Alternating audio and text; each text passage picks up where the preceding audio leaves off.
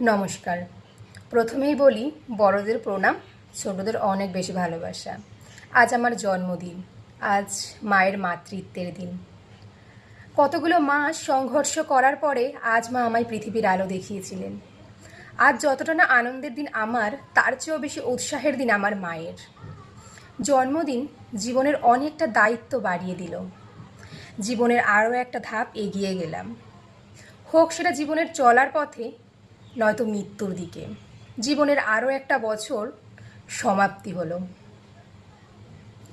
সময় গড়িয়ে গেল, কত মানুষ চলে গেল, কত মানুষ বদলে গেল। জীবন কিন্তু থেমে থাকেনি। যা ছিল তা অতীত, যা হবে তা ভবিষ্যৎ।